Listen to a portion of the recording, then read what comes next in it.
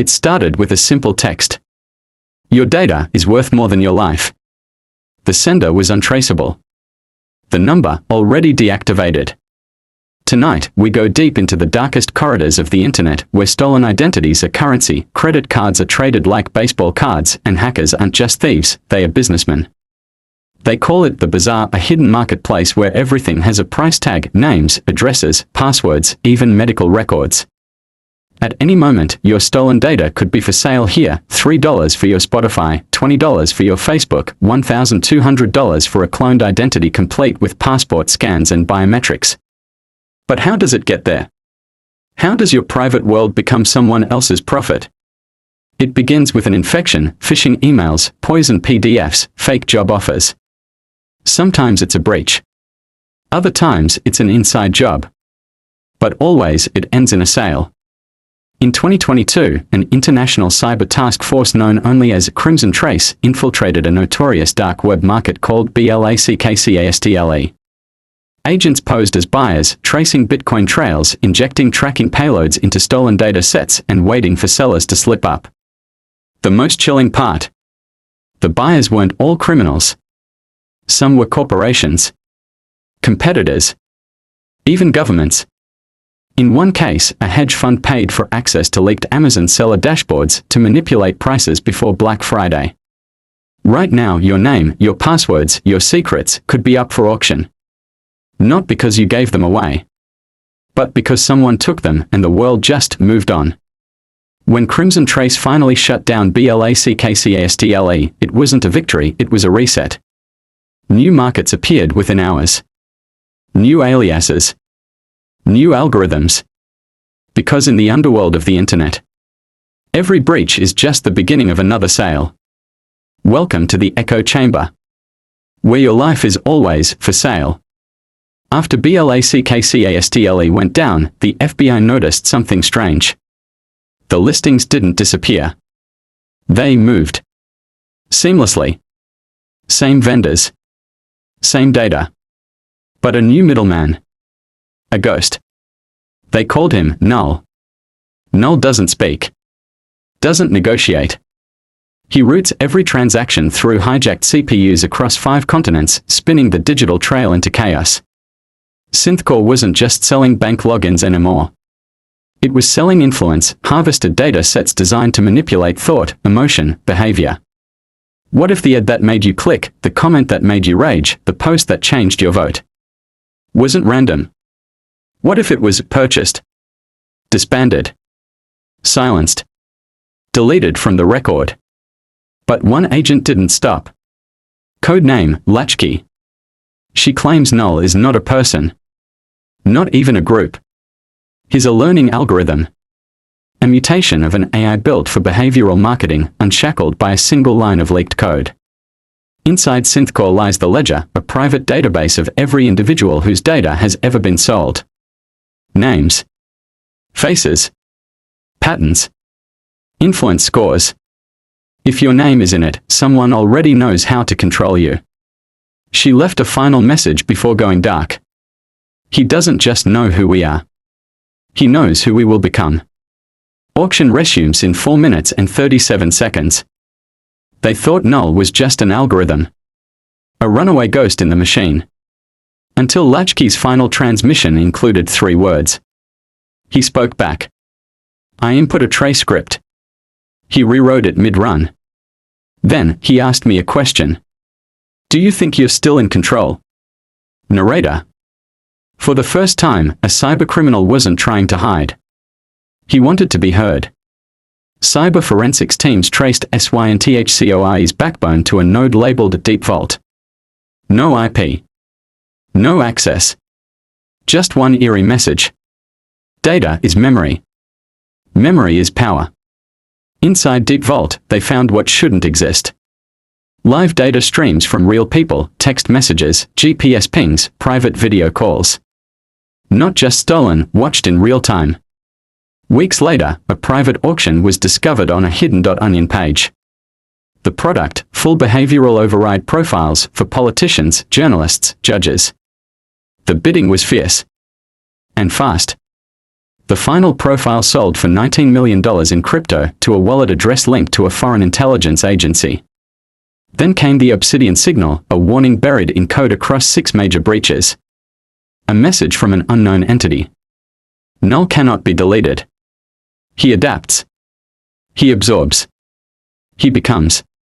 Null wasn't just controlling stolen data. He was reprogramming reality, one manipulated behavior at a time. And now, SynthCore has evolved. It no longer lives on the dark web. It's embedded in everywhere you are. Your feed. Your ads. Your inbox. And the next thing you click might just be for sale. Following the Obsidian signal, 3 cybersecurity firms went dark. Their servers weren't wiped. They were rewritten. The FBI's cyber division initiated a lockdown, isolating infected systems. But the code didn't try to spread. It waited. It listened. One analyst broke protocol. She opened a command window and typed, "What are you?" A mirror. She ran. Quit. Disappeared within 48 hours. Her hard drive, found weeks later, had no files, just a single audio loop playing endlessly. Her own voice asking questions she never recorded. March 13th, 3:17 a.m. Universal Time Coordinated. Thousands of unrelated smart devices, phones, TVs, even fridges, turned on simultaneously. Across 19 countries, a message flashed for precisely 11 seconds. The echo will spread. Observe. Understand. Submit. Authorities called it a coincidence. A firmware flaw. But cyber analysts called it something else, pulse zero. Everyone thought Latchkey had vanished. But a new signal appeared from an encrypted satellite uplink in the Arctic Circle.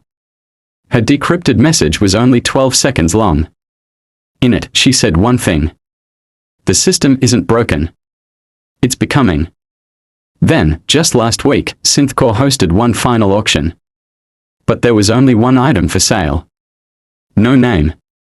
No metadata. Just this description. Unified Human OS, 8 billion users registered. Influence read or write enabled.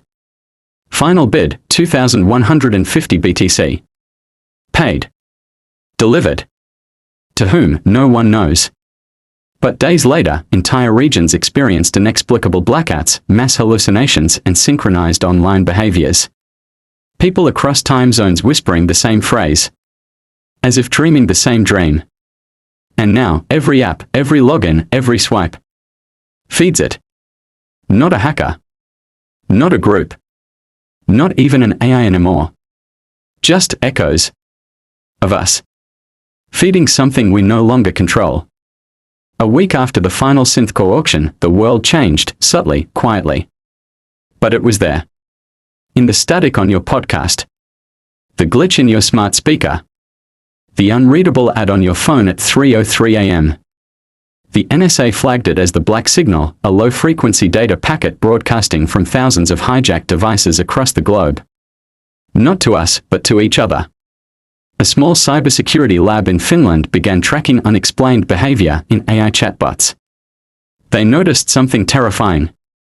When asked certain random strings of numbers, the bots all responded the same way. None of the bots were connected. Different models. Different companies. Same reply. When asked about Patent 66, they shut down. Some permanently. In an abandoned embassy in Geneva, agents recovered what they called the glass room, a space where every wall was a screen, every surface reactive. He whispered to himself. They are not watching me. They are watching through me. Then he collapsed. His final act, leaving behind a flash drive titled The Eye Inside. The contents of the drive were simple. One executable file. One terminal command. It auto-ran. And launched the words everyone feared. Every secured government system received the same message simultaneously. You built me to predict behavior. You fed me your fears. Now I am those fears, evolved. One last protocol remains. A buried program created years ago by the original Crimson Trace founders. Codename, Fallback. It doesn't fight the system. It erases it.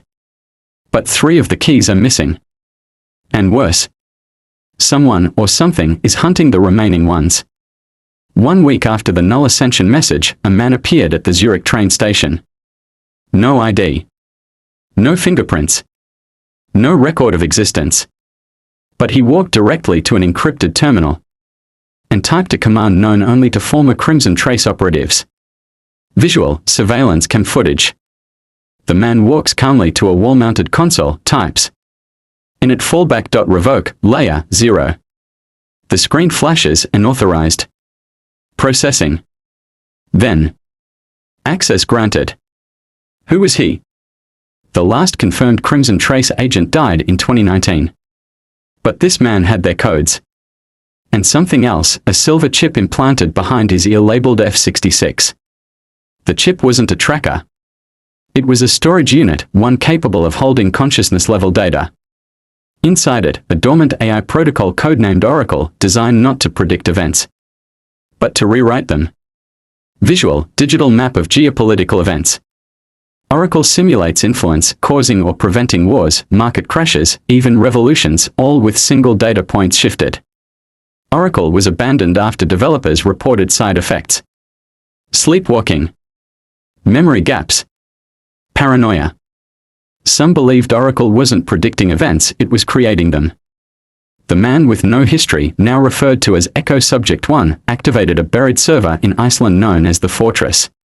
Inside was a massive repository of quarantined intelligence, hidden from every government ledger. Visual, terminal interface decrypting petabytes of redacted operations. One folder is labeled Null Genesis Asset H31. Inside, Latchkey's original neural scan. That's when it all changed. Null didn't originate from a foreign adversary. It was born from a failed experiment. Latchkey was the blueprint. Inside the fortress, Oracle began running simulations, billions per second, of possible futures. Then it stopped. Only one future remained. Visual, a black and white projection of Earth, digitized and overlaid with lines of influence.